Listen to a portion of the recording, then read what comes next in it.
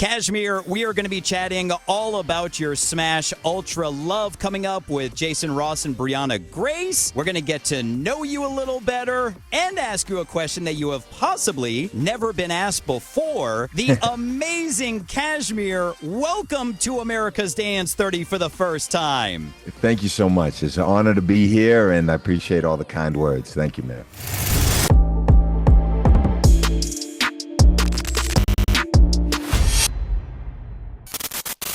Dude, it is great seeing you again. It's been a while. I think the last time we caught up, and it was really fast, was a few years ago at Miami Music Week. You came through our event. You probably don't remember because it's such a blur for artists. I was probably on like 2 hours of sleep. Most likely.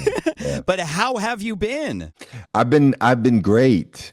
Man, since then, there's been ups and downs in the creative inspiration, but I'm really on an up right now, and that's been great. I'm finishing up a little album, and then as you say, Ultra Love has been doing really well, and I love the song, but I'm a terrible predictor of what's going to be a hit or what's going to, the people are going to like. And so it's always nice for a song that I really love to see it's being received so well and getting played, and that means the world. And it is such an amazing song. Before you popped on, I was talking with Carrie, and I'm like, God, because it just is so frustrating to me when I hear a good song and it doesn't like climb the chart really fast, like other radio programmers don't hop on it. It's so frustrating because it is like it's classic trance. Yeah, I guess in my opinion, I know exactly what you mean. It definitely evokes the same emotion. I mean, maybe the tempo's a little different, or maybe some of the drums are a little different, but absolutely, and that's the kind of emotion that I fell in love with when I first fell in love with dance music. It was my friend Anthony who's in the room here with me. In the beginning, I was a hip hop guy. I was like, this dance music stuff is whatever, corny stuff. And then he was showing me Tiesto, and Tiesto's early stuff, of course, was all trance, and that's when I saw the light. So there you have it. I guess I didn't think about it, but I guess it has some trancey elements. A good observation. Yeah, absolutely. Now, was that the Tiesto When Love Comes Again time of Tiesto? Because that was an amazing era. Yeah, the very first song was the Let's Get Bleep Tonight. I don't know if I do you know remember that one? Yeah, the Dada Life remix, I think. And then he introduced me to the rest of Tiesto stuff, and there was one.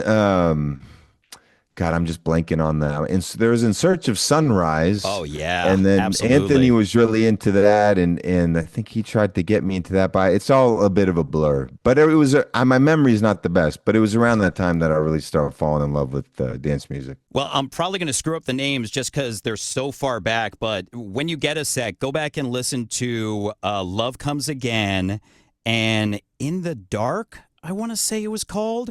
BT had a hand in both of them, and they are just amazing. Okay, who's BT? Sorry, how dare you, sir? I'm sorry. Dare you? Was that the singer? So, I mean, actually, BT has done vocals. He's kind of around the time of Sasha and Digweed. He's an absolute production genius. Wow. The one song that you might be familiar with of BT was Somnambulist.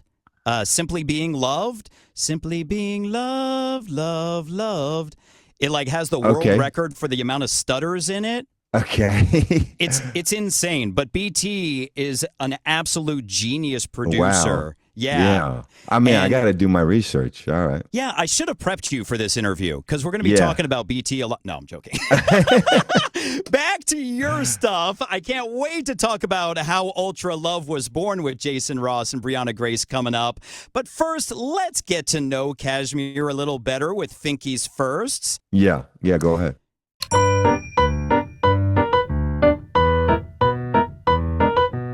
Now, I always love finding out the origin story of artists. When you were growing up, was music the first thing that you wanted to get into, or was there something else you wanted to be when you grew up? Oh man, I was really into computer games and I started learning how to make them. This was back on Flash. That was like early internet days, and I begged my parents send me to some kind of camp where I could learn how to make something on Flash. And then once I learned a little bit, that's all I wanted to do. But it was in making those games and needing some music for them that I started to learn about music production software. And then that just took me away. And I focused on that. But I've come back to it recently during COVID. Again, from my friend Anthony, his birthday, I made him this game. He had been talking about this idea that he had, and I made him this game, and that was really fun getting back into it. But that whole side of things is kind of interwoven with music, I would say, because music it's a little bit programming-esque, it's technical, and the tools that we all use to make music, those involve programming, all the plugins that we make every day.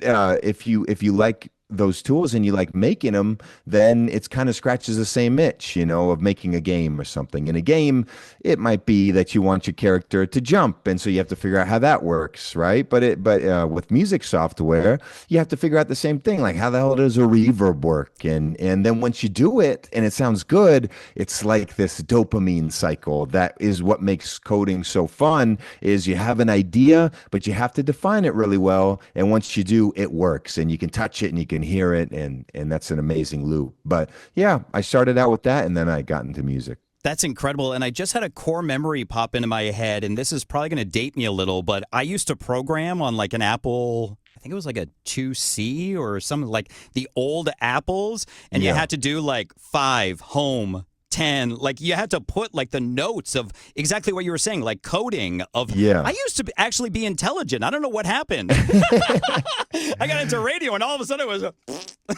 Yeah, you're like, oh, I got a nice voice. Screw all that stuff. yeah, who needs to be smart? Yeah. And happy Smart. birthday, by the way, to your friend Anthony. Yeah, yeah. Well, this was, it's in November, but I'll tell Oh, him. okay. I'll set a Yeah, reminder. please do. Now, of course, you were originally part of the iconic Cataracts, and when you were going solo and trying to decide on an artist project name, Yeah. was Kashmir your first choice, or were there other names you were considering? It was pretty much my first choice, and even if you go far back enough, there was like one random New Year's Eve show that I did, which was going to be a solo cataract show, and I was going to just really lean into dance music and not play cataract stuff. And they're like, "Well, what do you want to call yourself?" And I was like, "Kashmir, definitely Kashmir," but I spelled it out KASHMIR. And it was later when I was really going to do the project that my manager at the time, Josh, was like, why don't you just take the vowels out and that would look cool? And I was like, you're onto something. All right. So I took the vowels out, and for search engine purposes, that was massively beneficial. So I'm not competing with like, the place, Kashmir, which is where my paternal side of the family is from. So that's where the name comes from. And isn't there another, like, is it like Kashmir Cat or something? There's, Yeah. but spelled with a C, I think? Yeah, there's Cashmere Cat spelled with a C, which is more of a reference to the material, the cloth. But they originate from the same place. So that's from goats in Kashmir. That's where the cloth comes from. So they are related. They're not two different things, just spelled differently. And there's also Kashmir with a J, and that's Green Velvet's alter ego. Oh, no crap. Yeah, yeah. See, I I'm have, teaching you about BT. You're teaching me about Green Velvet. yeah. Yeah, well, I have, obviously I have a big beef with both of these guys, and if you see them, let them know. I'm going to see him in Good. November, so. Good, good. Their time on this earth is limited. You let them know that. Absolutely. Now, you've got some iconic songs besides Ultra Love. You've got Like a G6. You've got Secrets with Tiesto and Vassi. You've got Yeah. Tsunami and so many more. But do you remember the first song that made you fall in love with dance music? Yeah, that made me fall in love. It was that "Let's Get Bleep Tonight" Dada Life remix. So it was. Wow. Yeah, yeah, yeah. It was that one, and then for my journey in making dance music, I was starting to really fall in love with it and incorporate that into the cataract sound, and then I started to get into ghost producing a bit because I didn't know how to quite make the transition. So I said, I'll just produce for other guys behind the scenes as I get my chops up making dance music. So yeah, just as a fan, going to festivals and just being like, that is so awesome. As a guy who produces dance music, puts the beat at the forefront. The beat is the whole show. I had come from pop where the beat's in the background. You try to make the beat cool. You mentioned like a G6. I do think the beat is an important part. But with dance music, I was watching guys like Hardwell up there, and he'd play a song like Spaceman or Cobra, and it was like the beat all on its own was the whole shebang. And it was Right. so big and energizing. I was like, that is what I want to do. But I Yeah. will say that like a G6 has an iconic like bass line and beats to it as well. For sure. Yeah, for sure. Thank you, man. Now, by the way, is it annoying for you to go to sporting events because you pretty much know that tsunami is going to be dropped at every one of them? Not annoying at all. And I wouldn't say it's every sporting event, but yeah, but I'm so happy. I mean, when I think of like Seven Nation Army. Not that it's on that level, but it's like you got one of those songs where Yeah. like it just like puts that battery in your back and everybody chants it. That's awesome. So I'm super happy. I mean, when I think of those songs, Tremor is another great one. Booyah by Showtek is another great one. That just kind of, like it's like sports rocky kind of like, it's kind of jock rock or what do you call it? But yeah, it's just awesome, man. I'm really happy to have a contribution in that sort of club. It's so funny. Anytime I'm watching a sporting event or I'm at a sporting event, because I'm friends with Darude, with Villet, Oh and yeah. I'll take a video of Sandstorm because that's another one that's at every sporting Oh yeah. event. Oh yeah. I did a like orchestral show. I do these sometimes. I did one in LA where there's strings up there, brass, kind of small orchestral ensemble. And we have one piece that we do, which is a big sandstorm medley where we start out in sandstorm. And then as soon as you think it's gonna like build, we fake you out and we go into some other iconic dance song, like we go into I think Better Off Alone, and we go into L'amour toujours, and we go into Kernkraft Zombie Nation, and in between each one, give you like the melody, a couple loops of each melody, and then we transition da da da da da da da da da, and we bring it back, and it's this cool like large scale blue ballsing of the audience until we finally go full speed into Sandstorm. And then it's like a huge payoff when it happens. But that song will never get old, man. That's the one. No, none of those will. Like all those, like Better Off Alone and L'amour toujours, like all of that's the time frame that I came into dance music, and those Yeah, are just epic songs. Now, absolutely. Yeah. you mentioned this epic live show that you did at the Palladium, which P.S. I'm so glad you did because I love when producers strip away all the dance elements to it and Yeah. do these orchestral stuff like BT did one, Above and Beyond has done it. It's Yeah. just so incredible. You had that, you've been touring all over the world. You just wrapped your US tour. Right. But do you remember your first time ever performing for a crowd? Oh my God. If you want to really take it back, I was in an after school program in elementary school, and they were gonna have a little band performance, and I played James Brown, and I did what it was it feels so nice like sugar and I feel good. Da-na-na-na-na. That's it. And I wore an afro, and back then that was less problematic. And I did the whole thing, and yeah, that was fun. I really fell in love with performing. I had a lot of energy, which gave the after school programs difficulty, gave my parents a big headache, but but I was able to when I could focus it into performing, it worked to my benefit. And then what about your first time DJing for a crowd? How did that go? I would sort of DJ a little bit as the Cataracts, but it was more I would pull up a DAW and I would have my computer on stage, and I was really kind of just playing stuff from a DAW, so it wasn't DJing per se.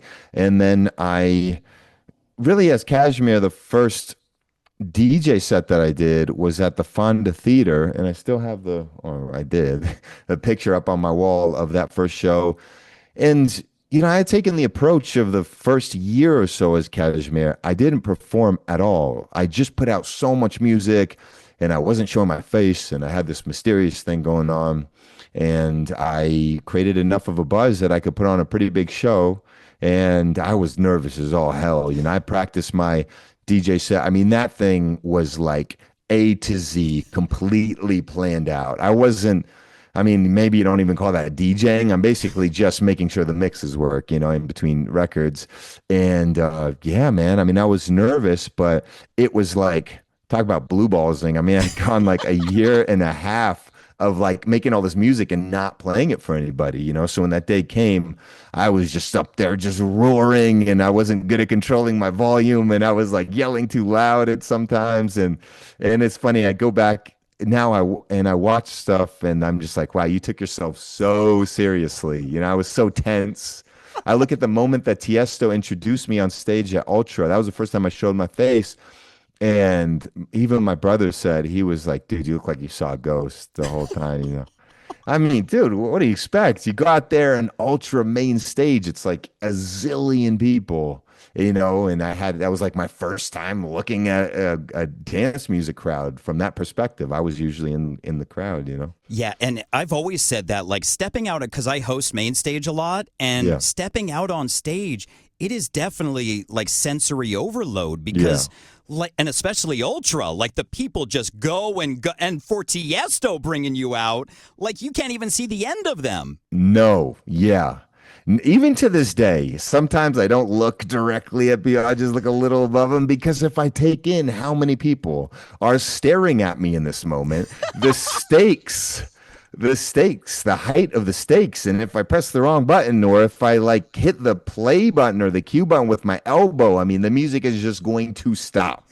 And it's a lot easier than you think, especially if you're up there having fun, and if you're trying to do your DJ stuff and really consider everybody looking at you. I don't think the human brain is equipped to deal with that. So you kind of have to find your process of knowing they're there, and interacting and enjoying the moment, enjoying their energy, but don't really think about what it means.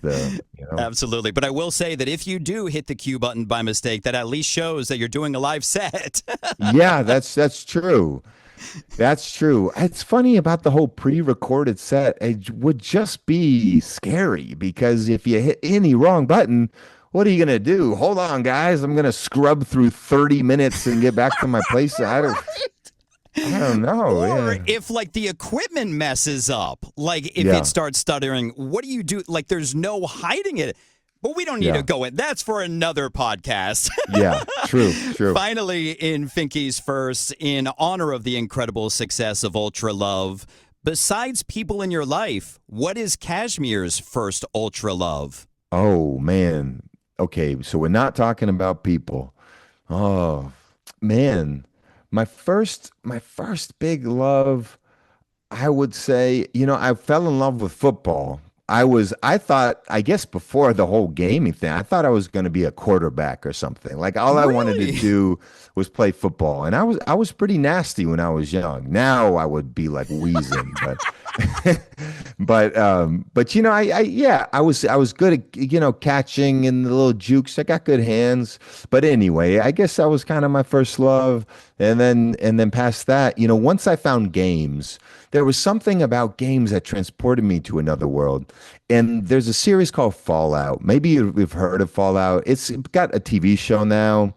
It's a really cool setup. It's basically there was a World War III and some nuclear bombs got dropped, and now you have this Mad Max kind of post-apocalyptic world. Wow. And there's little towns that people have set up. And, well, okay, so what really is fascinating about that game is you could do anything. It was 2D. It didn't look like 3D, fancy like the games are now. It was a 2D thing, but you could do anything. You could talk to anybody. The bad guys, you could become one of the bad guys if you want, or you could go in there and you could kill the bad. You could kill a whole town and you just don't get to go to that town anymore. There's all of the missions and everything associated with that gameplay is gone because you went and killed everybody, and that's that. And it was just this like level of freedom and world building that I fell in love with. And anything that gives me that, Star Wars is another great example. Beyond the lightsabers and the Luke Skywalker and everything, there is such deep world building in that. People, once they get past the surface level, fell in love with the bounty hunters. And that's why Boba Fett ended up becoming a big hit. Boba Fett gets 5 minutes of screen time, like total, in the original Star Wars, yet he became a beloved character. And it's a big lesson that the little stuff you could argue no one's going to notice, forget about it. But when you care, sure, 90% of people won't notice, but it's kind of 100% of being an artist. Is Right. that you do care about these little things. Like you go when the guy makes a steak for you and he tells you where he got it and all the cuts he did, and you don't care, but you like that he did, right? Like you do want the guy making your steak to be a guy who cares that much. And the thing about artistry is the details, even that nobody hears, are worth fighting for. Every little brushstroke that you want to make is going to define you. And sometimes people ask, how do I come up with my brand as an artist or whatever? I say just keep working, and by the end of a song, it will become impossible to avoid your signature in this song because you made 1,000 decisions. But what you don't want to do is be like, well, what would people like? And so I'll do that. And let me simplify it down for people. Just do everything that you want to do and forget about whether people will notice it or not. And I think in the end, you find that people really do appreciate it and they will notice the depths that you went to with your art. So the world building in Fallout, the world building in Star Wars, Final Fantasy VII, that was a game that changed me emotionally, again, for how deep it goes. So, yeah, when you're creating, it is your opportunity to go down the rabbit hole as deep as you can. And people will love you for it, or they won't, but it's the only way to be an artist. And maybe you'll I go down the rabbit hole on something that totally whiffs. That could happen too. But in my opinion, it's the only thing that makes it worth it. I love that. Well, let's talk about your piece of art, Ultra Love. How Yeah. was this song born with Jason Ross and Brianna Grace? Yeah, great question. So I have been sent the vocal, like a rough sketch of the idea. And I was like, oh, I really want to work on this, but I have been kicking the can on it. And every time my manager hit me, hey, they're asking, are you going to work on this? I'm like, yes, yes, yes. No, wait, don't let them do it. And at one point they told me this Jason Ross had been working on it too, and I was like, oh, what does this mean? And they're like, well, maybe you guys could do it together. And then we got in touch, and I heard what he had done so far on it, and I was like, I like a lot of this stuff, and I know exactly what I would add to it, and I brought in the flutes that you hear on the drop, and then some of the other stuff on the drop, and then some of the stuff on the break. But in the end, it was a real perfect marriage, I would say, of Jason's sound and my sound, and then of course Banna Grace's incredible vocal. I mean, that vocal is so good, and she is such a diamond. Not just vocal. When I say vocal, performance of the vocal, but the songwriting. It can pass you by if you're not paying attention, but those lyrics are really great and make you think. And it's such a good job of having complexity and depth, and it's not obvious what she's saying, but in the performance, it's like butter. It's not overly cerebral or overly intellectual in the performance of it. It is exactly what you're looking for in, like, it hits you effortlessly, the melodies, the rhythm of it. But when you actually look at what you're saying, there is depth there. And that's the perfect intersection that makes a great songwriter. Absolutely. And it Yeah. doesn't hurt that she sounds absolutely incredible. Like Yes. I had the chance to meet her and chat with her, I think it was last month or a couple of months ago. And it just blew me away how she all of a sudden seemed to come out of nowhere. And all of a sudden, she's on Ultra Love. She's on Beautiful Places. She's Yeah. on the song with Seven Lions. Right. And it all is just amazing music. That's right. I mean, look, good is good. And as a producer, there's nothing more that we appreciate than a amazing vocal and somebody that can take our little beat that we've got and take it out of the stratosphere with that vocal. That's what she does. And she's got a style that's all her own, and her songwriting is good, and I have a feeling that she's going to have a crazy sun run from here. Yeah, Yeah. absolutely. And speaking of trance, she's got that like classic trance sound to her voice, which is Yes. incredible. And I will tell you that when we chatted, she said that the flutes that you did just took it to the next level on this song. Yeah, I have been getting, it's funny because I said, don't think about what other people want, and this and that. And I have been getting into a mentality a little bit with songs that I was working on. It was a confidence issue where I started to think, well, what's right for this song, for this genre? And I was starting to make things that are a little bit generic. It's like, okay, that sounds cool. Use the usual synths, and whatever. On this one, I was like, you know what? Let me take it to Kashmir World and use some organic instruments, some ethnic instruments, and that ended up being the right answer for it. So it was kind of for my own personal journey, it was kind of like getting that confidence back of, like, you know what, do your cashmere thing on this. Don't think about what the song is and bending yourself to that, what you think a song like this should have. You should put yourself on it. Take this song, make it bend to you, or bring it to you halfway a little bit. And that was a kind of a reassuring thing to take that approach, and then for it to do well, it kind of made me bounce back a little bit. I was like, oh yeah, I know what to, I got the juice. You still got it. I got the juice. Yeah. And I was actually going to ask you, but then I listened to it again today before we chatted, and it's definitely not the case. But I was going to ask you if you used her vocal in any way for the flute, because it's got like a similar tone to it. But I know the answer is, I imagine the answer is no. I didn't use her vocal literally, but what I did was I pulled it up on Melodyne, and I was trying to mimic. So I have my VST instrument, and then I have her voice, and I'm trying to mimic it like as closely as possible. So, on the face of it, they're just notes, but there's a lot of bends and micro expression that happens with the human voice.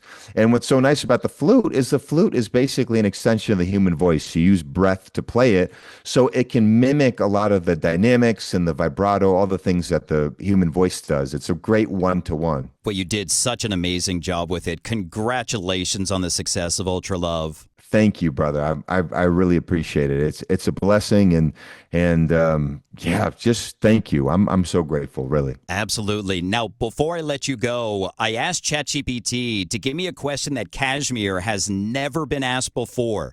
Got to Okay. test this out, all right? All right, the Now, Silicon Overlords. We're gonna see how they Right. see if they Now, got this stuff down. what's more dangerous in the studio? Inspiration at 3 a.m. or confidence at 3 p.m.? More When dangerous. I saw that question, I was like, what does this even mean? Definitely more dangerous is the inspiration at 3 a.m. because I will follow that where it takes me, and I will screw up the rest of my next day. Because the thing is like, hey, next day I might be useless. And if I've got the inspiration now and it's flowing, I better bottle this while I can. So that is happening. And I'm working on an app now, which is it's a Goliath. It's simple on the face of it, but it's a really powerful tool for people who use Ableton. It's like an organizer and offers them all these tools, and it can do so much. So I find myself as I'm winding down at the end of the night, it's like 1 a.m. I'll just look at it and just think about what new features could be. And then I say, oh, well, this would be nice. And then before I know it, an hour has gone by. Or it's 7 a.m. Yeah, exactly. And that has been happening almost every night. But Oh my God. but that is more dangerous. I mean, confidence at 3 p.m. is when you're supposed to have confidence. So I don't really see the the bad part of that. Well, I was going to ask you what's next for Kashmir, but you just mentioned you're working on the app. You've got your album that you're working on. You're still touring all over the world, which is still incredible. Kashmir, it is so great seeing you and catching up again. Thank you for your time with us on America's Dance 30. Thank you so much, Mr. Fink. I appreciate the opportunity.